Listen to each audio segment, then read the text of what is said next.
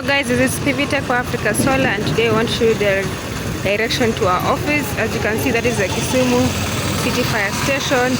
Just opposite it is the Kikomi factory, and here with us we have the batch filling station. So as you alight either from the airport or town, you will alight at this specific place. You will see the batch filling station. You will also see the Kisumu fire station. So just right opposite batch filling station is the railway station here. So you can also see our signage and the panels on the roof. We have our office there.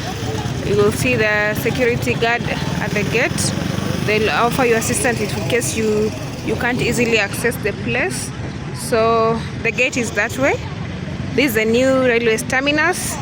For those who are not aware, you will see this signage here written Kisumu Railway Station, Uhuru Business Complex.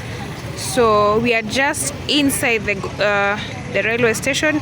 I will get in and will show you where the office is located, where it is correctly located. So as you get in, the office is the first go down. You will see this is the whole railways here. So we are just immediately at the gate. The first go down is where we are located. You'll see our signages, and this is where our office is. So if you look at the outside gate, we are just directly opposite the filling station I was telling you, the batch filling station.